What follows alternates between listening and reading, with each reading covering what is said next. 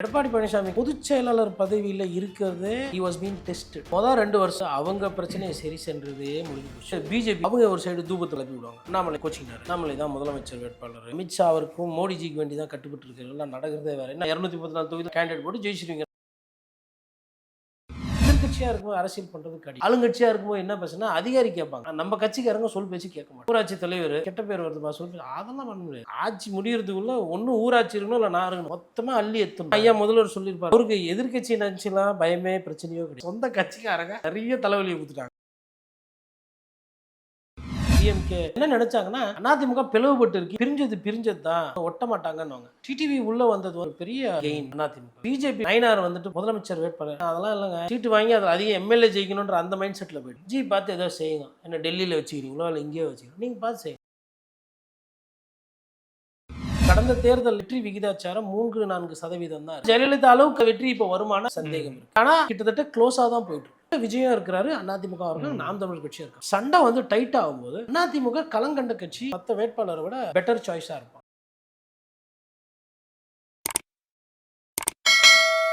வணக்கம் நேயர்களுக்கு அன்பு வணக்கம்.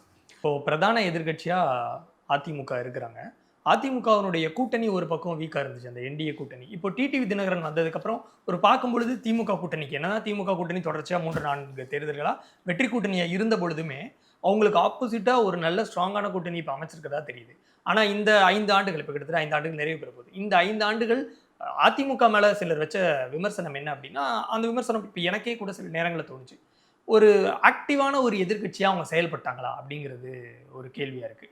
ஸோ நீங்கள் பார்த்த வரையில் இந்த 5 வருஷத்தில் அதிமுக சில பிரச்சனைகளில் கோட்டை விட்டாலும் ஓரளவு நல்லா கோப்பப் பண்ணி ஒரு நல்ல எதிர்கட்சியாக ஆக்டிவாக செயல்பட்டாங்களா? அதுக்கப்புறம் இந்த 2026 தேர்தல் அவங்களுக்கு எப்படி அமையும்?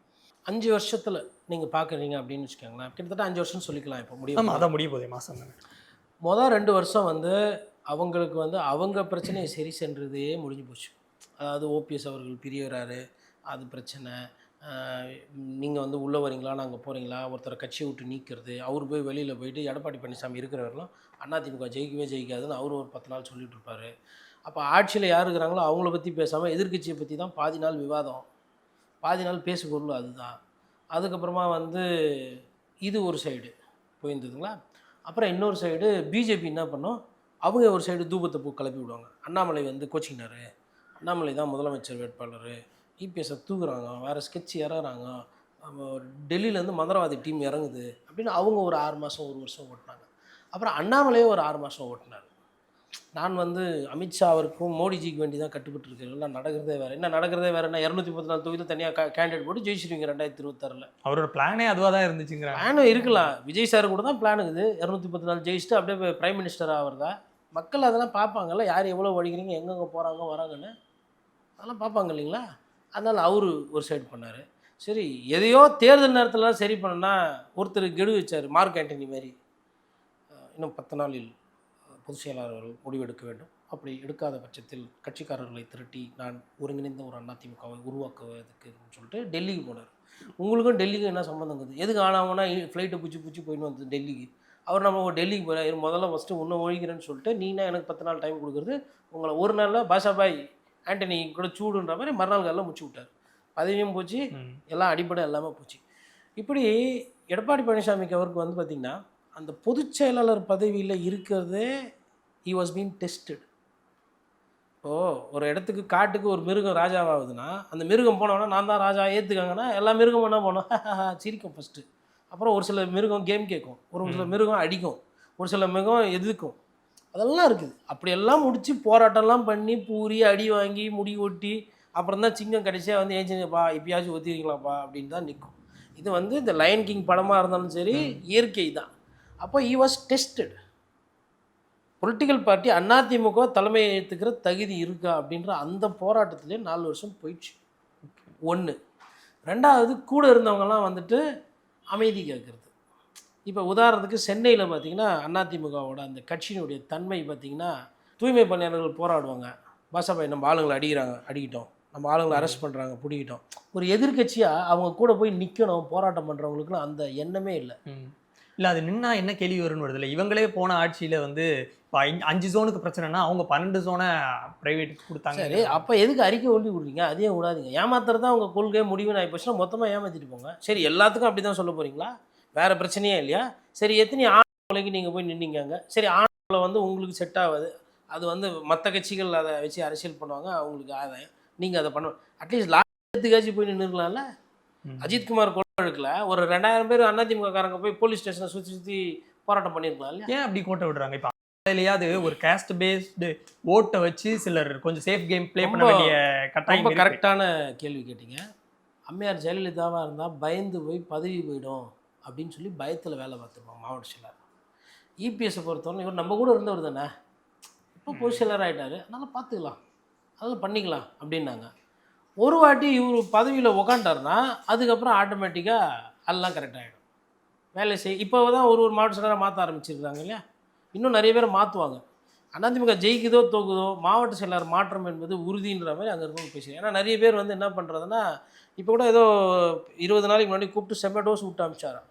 யார் யார் என்னென்ன பண்ணிட்டுருங்க எல்லாம் எனக்கு தெரியும், சும்மா ஏதோ இங்கே உட்காந்துக்கிட்டு எனக்கு இந்த ஐடியா கொடுக்குற வேலை தான் வேணாம், போய் கட்சி வேலையை செய்யுங்க அப்படின்ற மாதிரிலாம் சொல்லி அனுப்பிச்சிருக்காரு. அப்போ தெரியுது என்ன நடக்குது ஏது நடக்குது. பட் ஏதோ சூழ்நிலையில் ஏன்னா ஒரே நேரத்தில் எப்படி நீங்கள் எல்லா சண்டையும் போடுவீங்க? ஒரு சைடு அதாவது இப்போது எடப்பாடி பழனிசாமியோட பிரச்சனை எப்படின்னா, அது காட்சி பயப்படுத்துனா கமல் ஒரு படத்தில் உட்காந்துக்கிட்டு இருப்பார். அதில் வந்து இந்த பம்மல் கே சம்பந்தம்னு நினைக்கிறேன். பாம்பு இருக்கும், அப்புறம் தலையிலேருந்து கங்கையில் நீர் வரும், மாடு ஓடும், பக்கத்தில் ஒரு அம்மா வேலை வச்சு இருக்கும். அப்போ சொல்லுவார், டைலாக் வேறு சொல்லணும், பாம்பு வேறு நெறியுது, தண்ணி வேறு அமை கங்காலேருந்து தண்ணி வரணும், இந்த அம்மா வேறு குத்தி நிற்குது, ப்ரௌன் மணி வேறு போடுது, நான் என்ன தான் பண்ணுறது? அந்த மாதிரி ஒரு சூழ்நிலை தான் எடப்பாடி பழனிசாமி. அப்போ அந்த மாதிரி ஒரு சூழ்நிலை ஒரு கட்சியை வந்து நிறுத்துது. இது இல்லாமல் வழக்கு வேறு, இங்கே ஒருத்தர் வழக்கு, அங்கே ஒருத்தர் வழக்கு, முன்னாடி போனவர் ஒருத்தர் வழக்கு, அதுக்கு முன்னாடி போனவங்க வழக்கு, அப்புறம் தேர்தல் ஆணையம். அப்போ சுற்றி இவ்வளோ சைட்லேருந்து ஏரோ வரும்போது நீங்கள் எதிர்கட்சியாக செயல்படுவீங்களா இல்லை சொந்த வீட்டில் எரியறதை அணைப்பீங்களா? அதெல்லாம் பண்ணி முடிச்சுட்டு இப்போ தான் ரெடி ஆகிட்டு, அதனால தான் அவர் என்ன பண்ணுறாரு இப்போது, எப்பா நீயா நீ அவுட்டு, நான் ஒன்று திருப்பி சேர்க்குற மாதிரி இல்லை, அடடே நீயா நீ இவ்வளோ மண்டை கச்சல் கொடுத்து நீ வேணாம், இப்போ தான் நான் அமைதியாக இருக்கிறேன், இனிமேல்ட்டு நான் எதிர்கட்சி வேலையை பார்த்துக்கிறேன். அதுக்குள்ளே தேர்தல் வந்துச்சு. இதே திமுக கண்டி இந்த இடத்துல இருந்திருந்தாங்கன்னா சூப்பராக அரசியல் பண்ணிப்பாங்க. எதிர்கட்சியாக வந்து திமுகவை செயல்படுற மாதிரி நீங்கள் பார்க்கவே முடியாது. மவுண்ட் ரோடெல்லாம் டிராஃபிக்கு 10 நாளைக்கு ஒரு வாட்டி போராட்டம். திமுக வந்து எதிர்கட்சியாக இருக்கும்போதெல்லாம் பார்த்தீங்கன்னா அருமையாக இருக்கும். டிராஃபிக்கு, அந்த ப்ரெஸ்ஸை சந்திக்கிறதாகட்டும், ஊடகத்தில் அப்படி தானே எல்லா கட்சிகளும் இருக்கணும், அரசியல்னு தான் இருக்கணும். பட் இங்கே தான் நான் சொன்னேன், இந்த ப்ரௌன் மணி கேரக்டர் மாதிரி ஆகிப்போச்சு, பம்மல் கே சம்பந்தம் மாதிரி. இப்போ கூட இருக்கக்கூடிய மாவட்ட செயலாளர்கள் வந்து கொஞ்சம் மெத்தனமாக இருக்காங்க, நம்ம கூட இருந்தவர் தானே மெத்தனமானவங்க இருக்காங்க சொல்கிறீங்க. ஆனால் இப்போ மாவட்ட செயலாளர்கள் மட்டும்தான் போராடணுமா? இப்போ அஜித்குமார் ஒருத்தர் வந்து இறக்குறாரு காவல்துறையினோட கட்டுப்பாடு அப்படின்னா, எடப்பாடி பழனிசாமி அவர்களே களத்துக்கு போகலாம், அதே அவர் மிஸ் பண்ணிட்டாருன்னு தான் நான் பார்க்குறேன். இல்லை, அப்போ ஒரு சில நேரத்தில் எது எது போனமோ போயிருப்பாப்பில், மிச்சது மிஸ் பண்ணது உண்மைதான், அதில் டவுட் எல்லாம் கிடையாது. ஏன்னா அந்த பெரிய மொமெண்டம் என்பது இன்றைக்கி தான் இபிஎஸை பற்றி திருப்பி பேச பொருளாகும். அதிமுகன்றது கிராஃப் இப்போ தான் ஒரு மாதமாக ஏறுது, அதுக்கு முன்னாடி கிடையாது. அப்போ நம்ம என்ன புரிஞ்சுக்கிறோம் அப்படின்னா, அந்த வாய்ப்பை வந்து தவற விட்டுருக்குறாங்க. கண்டிப்பாக அதிமுக வருது அப்படின்றது போன வருஷம் ஸ்டார்டிங்லேயே இந்த பேசுபொருள் வந்திருந்ததுன்னா இந்நேரத்துக்கு ஆட்சி மாற்றம் உறுதின்ற மாதிரி பேசுபொருளாக இருக்கும். இதில் விஜய் வேறு குறுக்கில் வராங்க. இப்போ இது வந்து பாருங்கள், அது வந்து இவ்வளோ சிக்கலுக்கு நடுவில் அரசியல் பண்ணியாகும். இது இல்லாமல் வந்து டெல்லியிலேருந்து ஆளை விட்டு அனுப்புறது. அடுத்து யாருன்னா ஏக்நாத் சிண்டே இருக்கீங்களா? அந்த டைட்டானிக் படத்தில் கண்ணாடி விட்டு பார்ப்பாங்க வரும், இஸ் தேர் எனிபடி தேர், அந்த மாதிரி ஏக்நாத் சிண்டே இருக்கீங்களான்னு. அப்புறம் இபிஎஸ் பத்தர் யாரெல்லாம் ஏக்நாத் சிண்டாவை முயற்சி பண்ணுறீங்களோ எல்லாரையும் போட்டு தள்ளிட்டு, அப்போ ஏக்நாத் சிண்டே இல்லை, நீ நானும் கூட்டணி வச்சுக்கலாம், ஆனால் இங்கே யாரு கூடனா போய் டெல்லியில் பேசுனீங்க ஹிந்தி தெரியாது, அவ்வளோதான். அது மாதிரி இப்போ நிறைய பேருக்கு எதான பிரச்சனை. ஓபிஎஸ் அவர்கள் எதனால் இவரை சேலஞ்ச் பண்ணார்? டெல்லியில் ஆளுகுது, ஜி சொல்லிட்டாப்ல, அப்படியா ஜி சொல்லிட்டாப்லையா, அந்த வெளில போட்டுருக்கு. அப்புறம் இன்னொருத்தர், நான் ஜிக்கு வேண்டப்பட்டேன், செங்கோட்டையா, அப்போ நீ அங்கேயே போயிடு அப்படி. அந்த மாதிரி இதெல்லாம் நிறைய இன்னும் ஒரு சில பேர்லாம் வெளியில் சொல்ல முடியாது. ஏன்னா அவங்கெல்லாம் வந்து பேசுபொருள் இருந்து, அதான் சிவி சண்முகத்தை ஒரு நாள் பேப்பரில் வந்த செய்தி வச்சு பொதுக்குழுவில் பேசியிருப்பார். ஏதோ போயிட்டார் சிவி சண்முகம், அதே போயிட்டார், என்னென்னலாம் ஏதிங்கடா பாவீங்களா, இங்கே பாரு இங்கே தான் நான் நிற்கிறோம் அப்படின்னு ஒரு கோவத்தில் பேசியிருப்பார் சிவி சண்முகம். மாதிரி இந்த மாதிரி சிக்கல்கள் இருக்குது. இன்னொன்று எதிர்கட்சியாக இருக்கும்போது அரசியல் பண்ணுறது கடினம். ஆளுங்கட்சியாக இருக்கும்போது நீங்கள் விளம்பரம் பண்ணலாம், அதிகாரி சொல் பேச்சு கேட்பாங்க, அதெல்லாம் இருப்பாங்க. ஆளுங்கட்சியாக இருக்கும்போது என்ன பிரச்சனை, அதிகாரி கேட்பாங்க, ஆனால் நம்ம கட்சிக்காரங்க சொல் பேச்சு கேட்க மாட்டாங்க. குவாரி நடத்த ஏன்பா குவாரினா இப்போ எதுக்கு நான் ஆட்சி வந்தது? குவாரி நத்துக்கு தான் நான் வந்தது. நீங்கள் பண்ண அதெல்லாம் நான் மண்ணு ஓட்டுறது ஓட்டி தான் ஆவேன். ஊரில் போராட்டம் ஆனால் அதெல்லாம் அப்போ தேர்தல் நிதி கொடுக்கல நான் இதான் நடக்கும். ஊராட்சி தலைவர் இப்போ கொஞ்சம் பிரச்சனை கெட்ட பேர் வருதுப்பா சொல்லி அதெல்லாம் பண்ண முடியாது. ஆட்சி முடியறதுக்குள்ளே ஒன்றும் ஊராட்சி இருக்கணும் இல்லை நான் இருக்கணும். மொத்தமாக அள்ளி எத்தணும். நம்ம முடிஞ்சதுக்கப்புறம் ஆட்சி அதுதான் ஐயா முதல்வர் சொல்லியிருப்பார். நம்ம ஊர் நினச்சாதான் அவருக்கு எதிர்கட்சி நினச்சிலாம் பயமே பிரச்சனையோ கிடையாது. சொந்த கட்சிக்காரங்க திமுக தலைவருக்கு அதிமுக 4 வருஷமாக பிரச்சனை கொடுக்கல. ஆனால் சொந்த கட்சிக்காரங்க நிறைய தலைவலியை கொடுத்துட்டாங்க. இதை எப்பயோ சொல்லிட்டாரு மத்தளத்துக்கு 2 பக்கம் அடிக்கும் போலன்னு. அது மாதிரி அவர் இன்னொன்றுங்க வந்து ஒரு ஜனநாயகவாதி யதார்த்தவாதி ஸ்டாலின் அவர்களை பொறுத்தவரை. இந்த அதீத நம்பிக்கை அதெல்லாம் இல்லை. அதனால் அவர் வந்து நினைச்சார் சரி டிஎம்கே ஒன்றும் பிரச்சனை இல்லை. அவங்க என்ன நினச்சாங்கன்னா அதிமுக பிளவுபட்டு இருக்குது, இது இப்படியே பிரிஞ்சது தான், இது யாரும் வரமாட்டாங்க ஒட்ட மாட்டாங்கன்னுவாங்க. டிடிவி உள்ளே வந்தது வந்து அது ஒரு பெரிய கெயின் அதிமுக. ப்ளஸ் பிஜேபி வந்து முன்னாடி இருந்த பிஜேபிக்கும் இப்போ இருக்க பிஜேபிக்கும் வித்தியாசம் இருக்குது. நயினார் வந்துட்டு போயிட்டு முதலமைச்சர் வேட்பாளர் அதெல்லாம் இல்லைங்க, நான் பாட்டு என் வேலையை பார்த்துன்னு போகிறோம், போங்க சீட்டு வாங்கி அதில் அதிகம் எம்எல்ஏ ஜெயிக்கணுன்ற அந்த மைண்ட் செட்டில் போயிட்டு எனக்கு அதாகணும் இதாகணும்லாம் இல்லை. ஆட்சியிலும் பங்கு அதிகாரத்திலும் கூட்டணி ஆட்சியே எம்எல்ஏ அதிகமாக ஆகிட்டு போன வாட்டி 4 எம்எல்ஏ, இந்த வாட்டி 2 மடங்கு 3 மடங்கு ஏற்றிக்கிறேன். வாங்கினது இவ்வளோ தான் சீட்டு, அதில் இவ்வளோ எம்எல்ஏ. ஜி பார்த்து ஏதோ செய்யுங்க, என்ன டெல்லியில் வச்சுக்கிறீங்களோ இல்லை இங்கேயோ வச்சுக்கிறோம், நீங்கள் பார்த்து செய்யுங்க. தோத்த எல்முருகனுக்கே ஏதோ செஞ்சீங்க, எனக்கும் பார்த்து செய்யுங்க அப்படின்ற மாதிரி அவர் போயிடுவார். அப்புறம் மற்றவங்களெல்லாம் இப்போ என் வேலை முடிஞ்சிச்சு, நீங்களும் உழைச்சி பேர் எடுத்து பண்ணிக்கோங்க அப்படி போயிட்டார் எல்முருகன். அப்போது அவங்களோட அந்த கான்சன்ட்ரேஷன் வந்து தேர்தல் நேரத்தில் கொஞ்சமாக கிளியர் ஆகும். அன்புமணி ராமதாஸ் பொறுத்தவரை இது டூ ஆர் டை. இவ்வளோ நாள் ஐயாவோட புள்ளியாக இருந்தேன், போகிற இடத்துலலாம் சின்னவர் அது இதெல்லாம் பாராட்டு கொடுத்தாங்க. இப்போ அப்படி இல்லை, ஐயாவை எதிர்த்தே ஓடி ஆகும். நடைபயணம் போனோம், வீடு வீடாக நான் தான் அன்புமணி ராமதாஸ் இருக்கேன் அப்படின்னு அங்கே ஒரு 4 பேர் சொல்லுவாங்க, எப்பா என்னப்பா ஐயாவை போய் இந்த மாதிரி பண்ணுறியப்பா அப்படின்னோடனே அப்பா அங்கே ஒரு 2 அழுது எதையோ ஒன்று பண்ணி என்ன பண்ணுறது, அப்பாவுக்கு ஐயாவுக்கு வந்து பழைய மாதிரி சிந்தனை இல்லை, என்னையே வந்து திட்டுறாரு அப்படின்னு எதையோ ஒன்று உழைக்கணும். அடிப்படையில் அன்புமணி ராமதாஸ் இப்போ உழைக்கணும். அது மாதிரி எல்லாருமே உழைக்கிற நிலைமையில் பாஜகவில் தள்ளப்பட்டிருக்காங்க. அங்கே உழைச்சி ஆட்சிக்கு வந்துட்டேன். பொதுவாக அடிப்படையில் என்னென்னாங்க, ஒரு எதிர்கட்சியில் கூட்டணியில் இருக்கிறவங்களோ இல்லை எதிர் அணியில் இருக்கிற தொண்டர்களோட அந்த சோர்வு வந்து சம்டைம்ஸ் அவங்கள வேகப்படுத்தும், அது சார்ஜ் பண்ணி விடணும். ஆனால் ஆளுகின்ற ஆட்சியில் என்ன நடக்கும்னா தொண்டர்கள் வந்து போன எலெக்ஷனில் பார்த்தது யார் அந்த எம்எல்ஏவை, அப்புறம் ஊர் பக்கம் வரல, மாரியம்மன் கோயிலுக்கு கூழ் ஊற்றுன்னு போன பொங்கலுக்கு கூட போனோம், அண்ணன் குளிக்கிறாரு அண்ணன் தூங்குறாருன்னு சொல்லிட்டு பார்க்கவே விடலை, இப்போ வந்துக்கிறாரு திருப்பி எம்எல்ஏ வாங்கணுமா, இப்படி தான் நடக்கும். ஏன்னா எத்தனை கட்சிக்காரருக்கு நீங்கள் வேலை போட்டு கொடுத்தீங்க, எத்தனை கட்சிக்காரருக்கு நீங்கள் எதனா உதவி செஞ்சீங்க. அந்த காலத்தில் கோசிமணி செஞ்சார், பெரியசாமி செஞ்சுருக்காரு, கல்லூரிகளில் சீட்டு வாங்கி கொடுப்பாங்க, இதெல்லாம் நடந்திருக்குது. நிறைய பேருக்கு கட்சிக்காரர்னா வேலையை வந்து ஏதோ ஒரு டிபார்ட்மெண்ட்டில் சொல்லி அதற்கு தகுதி எக்ஸாம் எழுதிப்பா எதையோ ஒன்று நுழைச்சி கொடுப்பா அப்படின்வாங்க. லோக்கலில் வேலைகள் எடுத்து அது லோக்கலில் பஞ்சாயத்துலேயே போயிடும். இந்த எல்லாம் கிரிட்டு பண்ணி அமைச்சருக்கு மொத்தமாக வந்து 200 கோடி 400 கோடி டெண்டர்லாம் கிடையாது. 40 லட்ச ரூபா டெண்டர்னால் அது அந்த ஊர் டெண்டரு, ஊரில் இருக்கிற 2 கட்சிக்காரங்க பிச்சும் போயிடுங்க.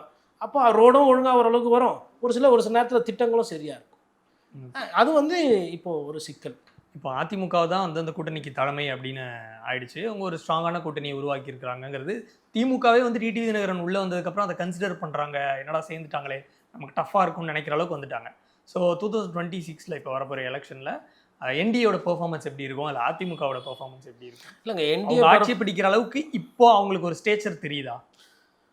என்டிஏ அப்படின்றத விட அதிமுக கூட்டணின்னு தான் அதை எடுத்து போக முடியும். நீங்கள் என்டிஏ வச்சிங்கன்னா இது பாராளுமன்ற தேர்தல் ஆகிடும், இல்லை இந்திய கூட்டணி வச்சு அது அங்கே போயிடும்.